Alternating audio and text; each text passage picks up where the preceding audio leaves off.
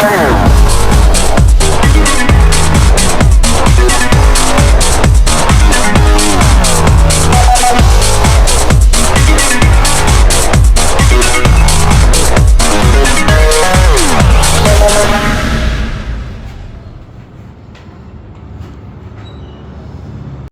Cédric Mouloumbakala, bonjour. Bonjour, messieurs les journalistes. Je pense que vous êtes bien réveillés. Je suis très bien réveillé, messieurs. Nous sommes très contents de vous recevoir dans notre magazine du savoir. Nous avons quand même quelques petites préoccupations. Nous passons directement à notre première question. Quelles sont les obligations qui font naître les contentieux fiscaux? Merci beaucoup, messieurs les journalistes. D'abord, je vous remercie de m'avoir invité dans votre émission, magazine du savoir de l'Info 24 TV. Et je vous souhaite aussi la bienvenue chez MLAOIR, qui est une étude juridique, un cabinet d'avocats, qui est spécialiste en plus en droit fiscal et en contentieux fiscal. Messieurs les journalistes, pour vous répondre à votre question, vous m'avez posé la question de savoir quelles sont les obligations qui font naître les contentieux fiscaux. Je vous réponds par les dispositions légales. Quand vous prenez les codes des impôts entre mes mains, vous allez lire l'article 1er de la loi 004 2003 sur la réforme des procédures fiscales. Si vous lisez cette disposition de l'article 1er, vous allez voir que la loi donne des obligations majeures. D'abord, à l'article impôts et taxes. Le contribuable qui aime son activité, au lieu de se voir être contraint par l'État, puisque l'impôt, selon l'essence de la loi, est perçu de manière forcée. Il est perçu de manière forcée par un prérogative de puissance publique. Au lieu de se voir être forcé de payer son impôt, il doit obligatoirement à l'ouverture de son activité ou pendant l'exercice de son activité déclarer son activité. Il doit déclarer son impôt, les payer amiablement pour éviter tout contentieux, soit d'assiette, soit de recouvrement.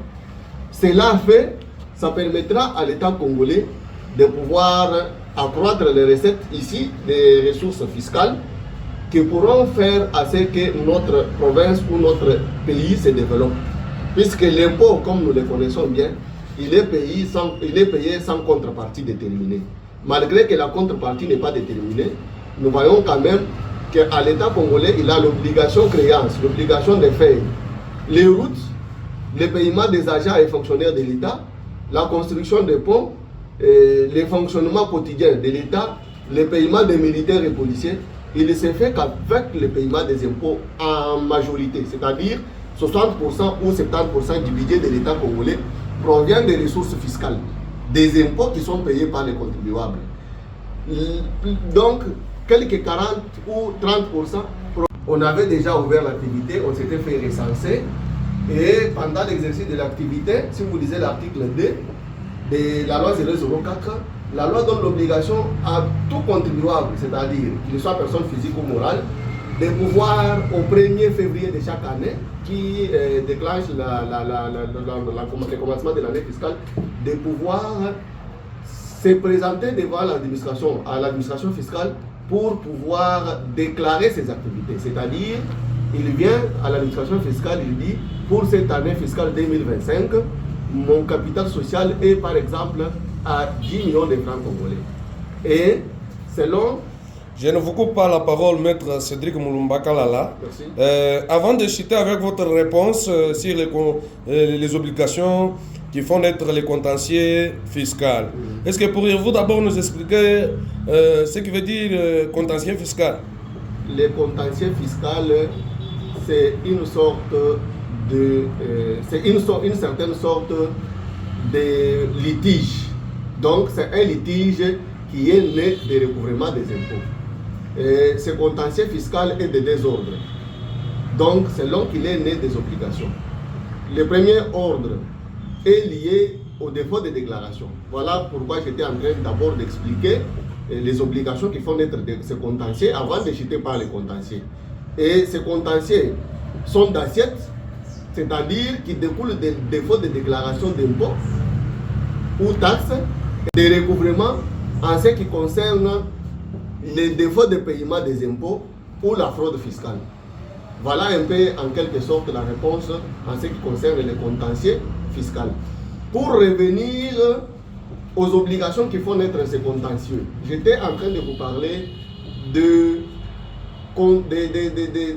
déclarations, donc de l'obligation déclarative pendant l'exercice de l'activité par un contribuable.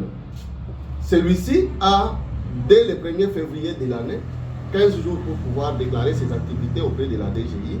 Comme notre système fiscal il est autodéclaratif, il arrive à l'administration fiscale, il déclare ses impôts, donc il déclare ses activités, et à ce moment-là, il paye effectivement son impôt. On lui donne un bordereau de versement de la compte de l'impôt qui sera fait à la première tranche. La deuxième tranche peut intervenir à partir du mois d'avril, lorsque l'administration fiscale émet les avis de mise en recouvrement ou les avis de passage de contrôle fiscal. À ce moment-là, il peut venir donner la deuxième tranche de l'impôt pour appuyer sa tâche fiscale. Maintenant, ayant parlé de ces deux obligations qui font naître les contentieux fiscaux, j'ai dit, ayant parlé des obligations qui font naître ces contentieux, j'ai bien parlé l'obligation déclarative à l'ouverture d'activité et l'obligation déclarative pendant l'exercice des activités qui sont par les dispositions de l'article 1er et 2 de la loi 004 portant réforme des procédures fiscales.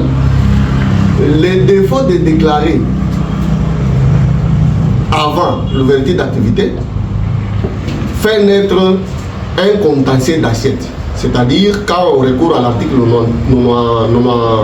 92 de la loi 004, vous allez voir ce qu'on appelle les pénalités d'assiette. Ces pénalités d'assiette, ils sont dus au défaut de déclaration pendant l'ouverture de l'activité par le contribuable. Et l'article 90 de la loi 004 donne l'opportunité à l'administration fiscale de pouvoir ordonner la fermeture provisoire de l'activité, puisque un contribuable qui ouvre son activité et qui n'aura pas fait la déclaration, qui ne se fait pas recenser à l'administration fiscale, il est considéré, selon l'essence de la loi, comme un clandestin. Dans la pratique, on les considère comme un clandestin qui exerce ses activités sans être fait recenser à l'administration fiscale. Et de là, l'administration fiscale a le pouvoir de pouvoir ordonner la fermeture provisoire pour les contraindre de pouvoir se présenter à l'administration fiscale et puis régulariser sa situation. C'est ce qui fait naître les contentieux d'assiette. Et les contribuables qui se verront être derrière dans des organisations internationales ou par exemple des provenances des nomines que nous avons dans les pays. Mais la majorité des impôts et des budgets de l'État provient des taxes et impôts que nous percevons, que l'administration fiscale perçoit. Voilà pourquoi, pour permettre à notre État de bien se développer, je conseille les contribuables de pouvoir s'acquitter régulièrement de leurs impôts et taxes. Cela permettra à notre État de prendre notre élan, nous avons dit. Merci beaucoup, Maître Cédric Moulumba Kalala. Nous essayons de rappeler aux auditeurs que vous êtes avocat au barreau du Kasaï oriental.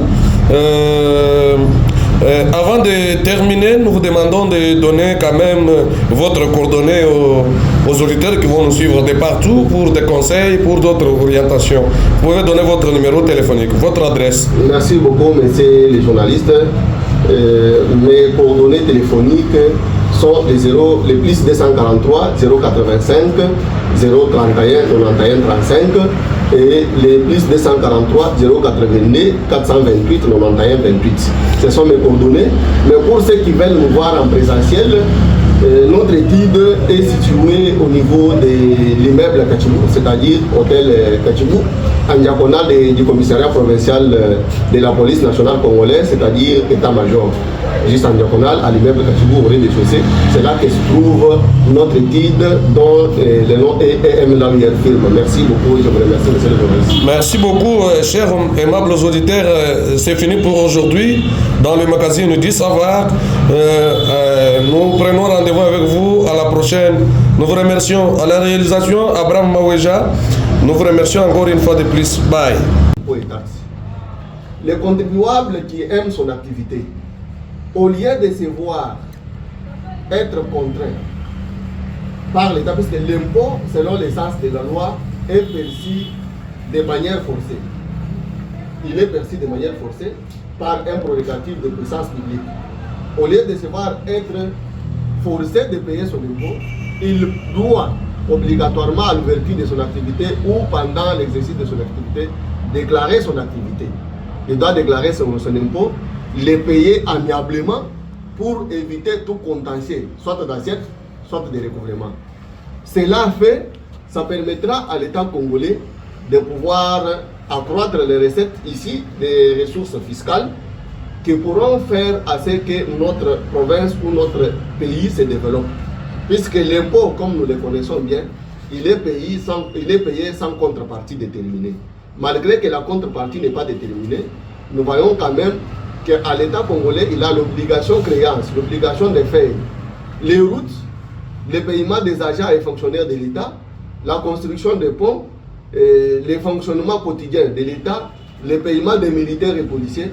Il ne se fait qu'avec le paiement des impôts en majorité, c'est-à-dire 60% ou 70% du budget de l'État congolais provient des ressources fiscales, des impôts qui sont payés par les contribuables. Donc, quelques 40 ou 30%